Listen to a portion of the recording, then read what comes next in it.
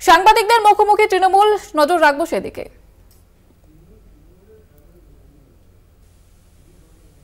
রেফারিকে ম্যানেজ করে রেফারিকে মাঠে নামিয়ে প্লেয়ার তুলে দিতে হবে, ওরা ফাঁকা মাঠে খেলবে। বারবার বলা হয়েছে সন্দেশখালীর ঘটনার পরেও যে লোকাল পুলিশকে জানিয়ে যাওয়া না। এই যে ভূপতিনগরে গেছে, ঢুকে গেছে 4টের সময়, 5:45 জানাচ্ছে স্থানীয় থানাকে। আরে যেতেও তো সময় লাগবে। মহিলাদের উপর আপত্তিকর কথাবার্তা, আপত্তিকর আচরণ। মাননীয় মুখ্যমন্ত্রী একটি বিষয় ইতিমধ্যেই বলেছেন, সেটা হচ্ছে বিজেপির কথায় এনআইএ এই কাজ করছে। উল্লেখ্য 29 মার্চ 2024 আমিও একটি টুইট করেছিলাম, তাতে অভিযোগ ছিল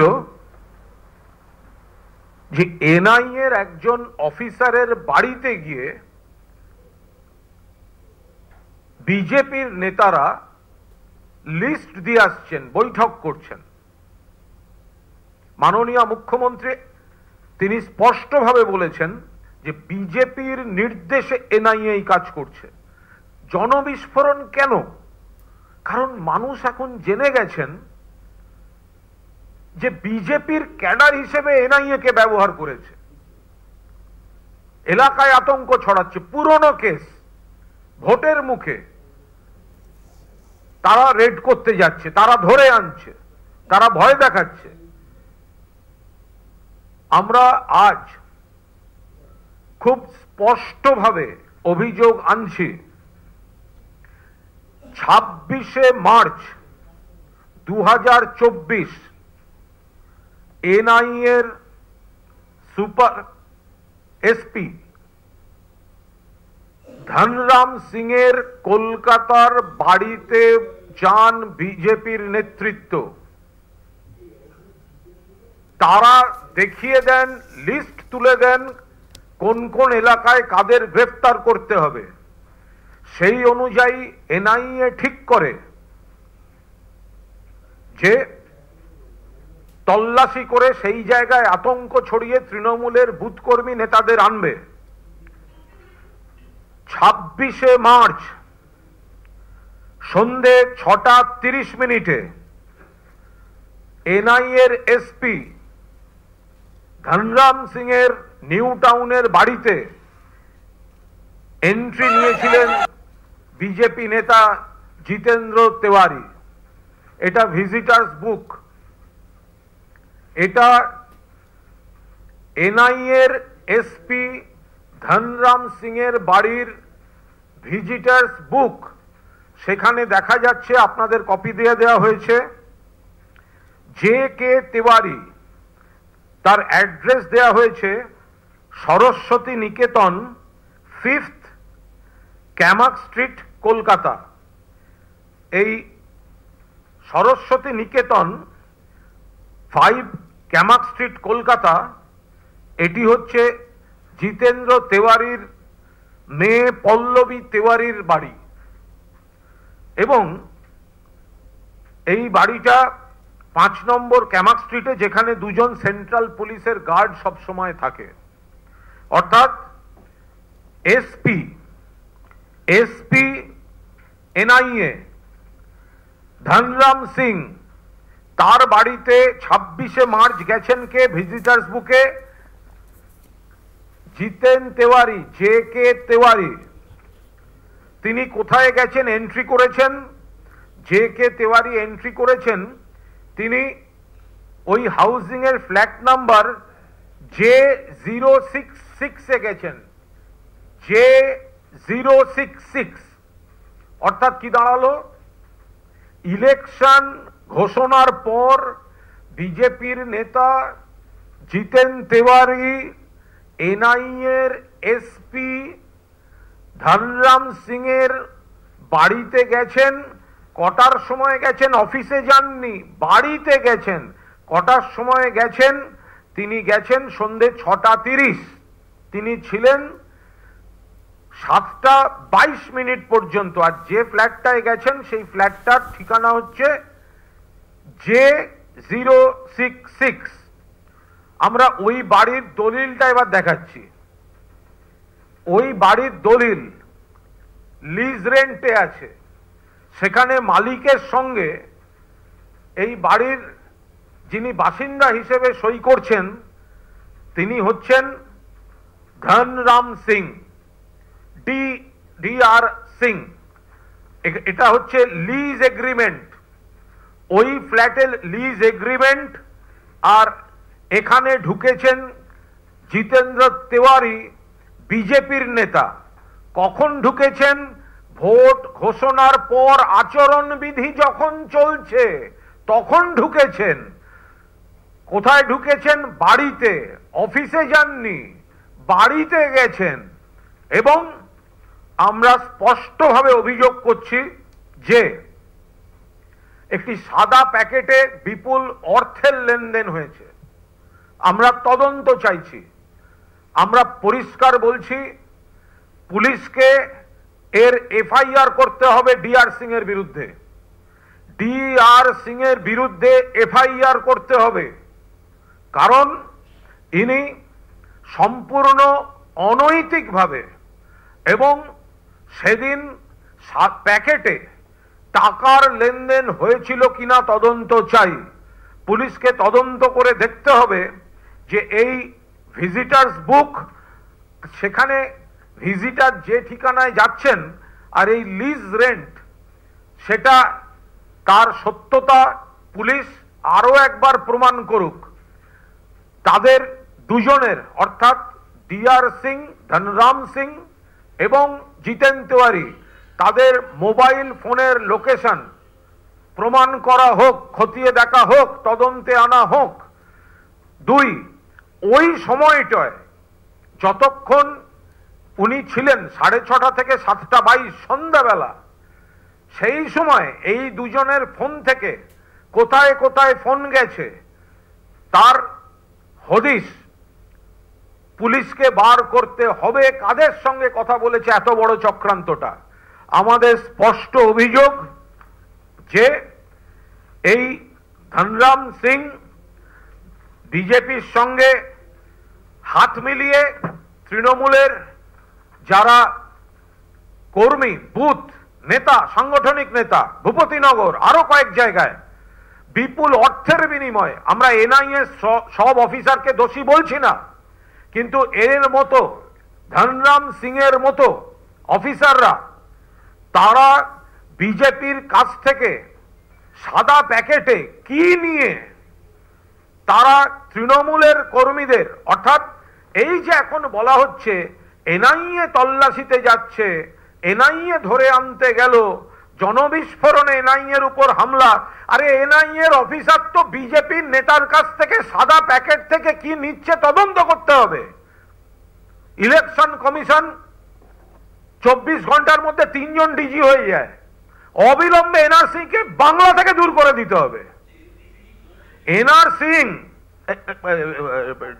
ধনরাম সিং, DN সিং, তাকে বাংলা থেকে দূর করে দিতে হবে। আমাদের 10 জনের, ওটা চন্দ্রিমাদি ডিটেল বলে দেবেন, আমাদের দল ইলেকশন কমিশনে যাবে। আমরা পুলিশকে, রাজ্য সরকারকে অনুরোধ করছি, অবিলম্বে ধনরাম সিং এর বিরুদ্ধে প্রসিডিং শুরু হোক, FIR হোক। কি করে আচরণবিধির পরে NIA এর একজন অফিসার সন্ধ্যাবেলা গোপনে লুকিয়ে, আর যদি এগুলো কেউ অস্বীকার করেন 48 ঘন্টার মধ্যে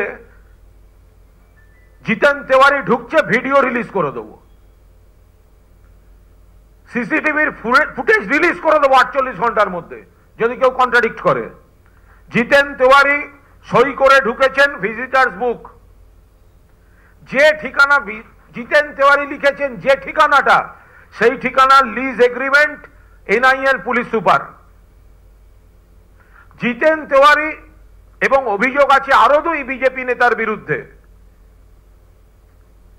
দেখুন, কেউ কেউ নাকি বলছিলেন মুখ্যমন্ত্রী বলার পর যে যেতেই পারে কেউ বক্তব্য রাখাতে, সন্ধ্যাবেলা লুকিয়ে বাড়িতে যাবে কেন? ডেপুটেশন তো মেলে দেবে, ডেপুটেশন তো প্রায়র অ্যাপয়েন্টমেন্ট চেয়ে অফিসে দেবে, তার জন্য সন্ধ্যাবেলা লুকিয়ে বাড়িতে যাবে কেন? হাতে কিসের প্যাকেট, কিসের বিনিময় হলো? আমাদের অভিযোগ বিপুল টাকা, সেটা সত্যি কিনা তদন্ত হোক, এবং এই ডিএন সিংকে অবিলম্বে, নির্বাচন কমিশন এখন দেখতে পাচ্ছেন না, বিজেপির কথায় 24 ঘন্টার মধ্যে 3 জন ডিজি হয়, যে কোনো আধিকারিক অফিসার বদল হচ্ছে, তাহলে ডিএন সিং কেন ধনরাম সিংকে অবিলম্বে বাংলা থেকে দূর করে দেওয়া হবে না? ডিআর সিং, ধনরাম সিংকে কেন বাংলা থেকে দূর করে দেওয়া হবে না? আমরা যেটা বলতে চাইছি, এজেন্সিকে অপব্যবহার করছে। চোখের সামনে দেখলে মনে হচ্ছে এজেন্সি তদন্তে যাচ্ছে, ভুল। ওই মামলাগুলোতে ইচ্ছাকৃতভাবে বিজেপি রাজনৈতিক শত্রুদের নাম ঢুকিয়ে রেখেছে, আর এইভাবে এজেন্সির কাছে গিয়ে গিয়ে কখনো ওপর থেকে নির্দেশ আসছে, কখনো এরা গিয়ে নাম দিয়ে আসছে যে তাদেরকে ধরে আনো, আমাদের মাঠ ফাঁকা করে দাও। ফলে আমরা এর অবিলম্বে রাজ্য সরকার ধনরাম সিং, ডিআর সিং এর বিরুদ্ধে এফআইআর লঞ্চ করুক, তদন্ত হোক, এত বড় দুর্নীতি যদি প্রমাণ হয় তাকে অ্যারেস্ট করা হোক, আর ইলেকশন কমিশন অবিলম্বে ডিআর সিংকে বাংলা থেকে বহিষ্কার করুক। এনআইএ এর কোন দায়িত্বে বাংলায় ডিআর সিং যে বিজেপির সঙ্গে আঘাত করে ধরতে যায় তাকে আমরা বরদাস্ত করব না। চৈত্র মাস চলছে, শুধু এনআইএটা দিলাম, বৈশাখ পড়বে, আর একটা এজেন্সির আরো 2 অফিসারের গল্প সামনে আনবো। চন্দ্রিমা ভট্টাচার্য। আমাদের অত্যন্ত গুরুত্বপূর্ণ সতীর্থ কুণাল ঘোষ, প্রাক্তন সাংসদ, আপনাদের কাছে বিস্তারিত বলেছেন। আমার বেশি কিছু তার সঙ্গে সংযুক্ত করার ব্যাপার নেই। একটি গুরুত্বপূর্ণ কথা আপনাদের মনে রাখতে হবে, অর্থাৎ আপনাদের মাধ্যমে আমরা জনসাধারণের কাছে তুলে ধরতে চাই যে কোন ঘটনার তদন্ত কবে ঘটেছিল। 2022-এর ডিসেম্বরের একটা ঘটনা, সেই ঘটনা নিয়ে এতদিন কিছু করা গেল না।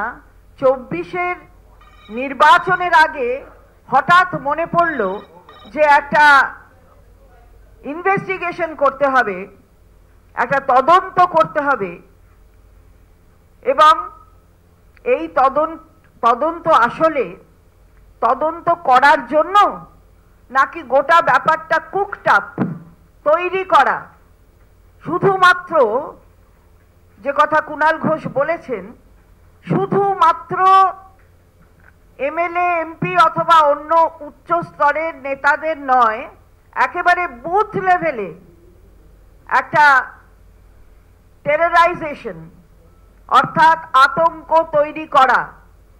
ভোটের আগে তৃণমূল কংগ্রেসের গ্রাউন্ড লেভেলে যারা কাজ করেন, সেখানে গিয়ে একটা যদি আতঙ্ক তৈরি করে দেয়া যায়, তাহলে ভোটের বাজারে বোধহয় লাভ হয়।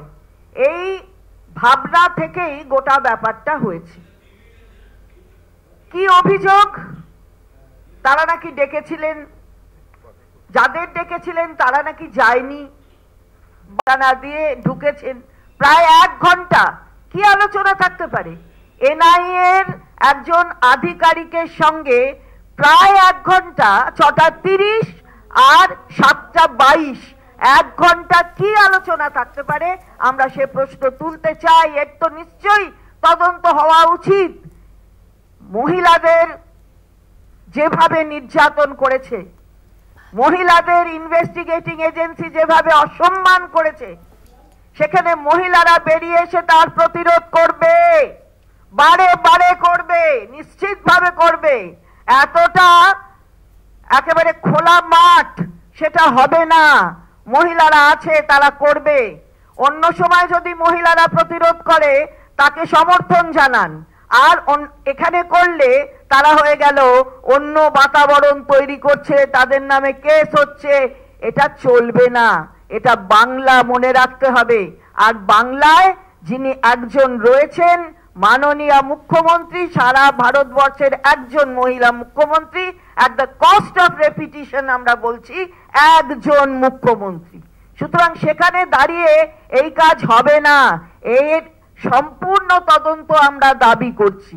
কুণাল ঘোষ বলেছেন যে আমরা এখানে আমাদের একটি প্রতিনিধি দল, এমপিদের প্রতিনিধি দল, 10 জনের একটি প্রতিনিধি দল, তারা যাবেন এবং ইতিমধ্যেই তাদের সাথে এই ইলেকশন কমিশনকে তারা চিঠি দিয়েছেন এবং আগামীকাল অথবা পরশু যেদিনকে সময় দেবেন, সময় দেওয়ার কথাও হয়েছে, খালি টাইমটা ঠিক হয়নি।